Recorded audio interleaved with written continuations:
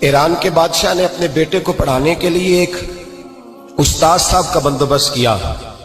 استاد صاحب کو کہا کہ میرے بچے کو دین پڑھائیے، میں چاہتا ہوں کل اس نے عنان حکومت کو سنبھالنا ہے تو یہ دین سے آگاہ ہو جائے، اس کو کچھ سکھائیے، پڑھائیے۔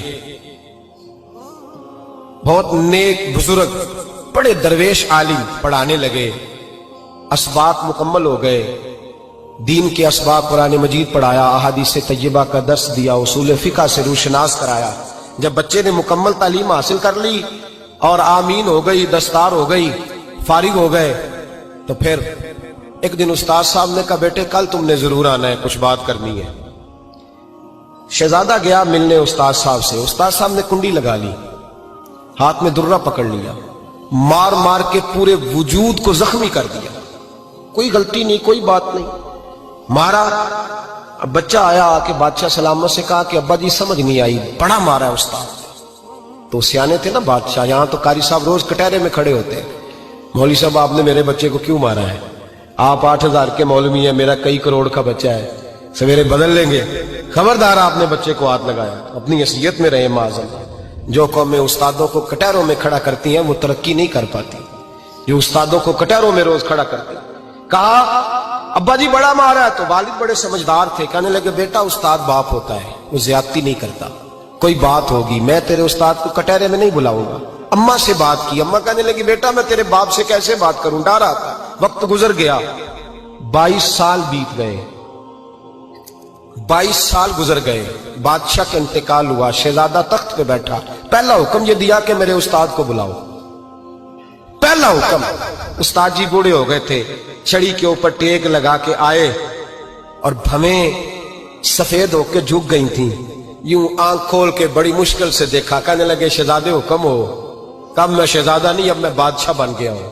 استاد جی 22 سال بیت گئے، آپ نے مارا تھا، پر وہ درد چونکہ زیادتی کی تھی، میرا قصور کوئی نہیں تھا، تو نہ میری روح سے درد گیا ہے نہ میرے جسم سے گیا ہے، میں بے اختیار تھا، پوچھ نہیں سکتا تھا، آج با اختیار ہوا ہوں۔ سب سے پہلے پہلا حکم آپ کو دیا، بلایا ہے، بتائے کیوں مارا تھا، کیوں مجھے مارا تھا، میری زیادتی بتائے۔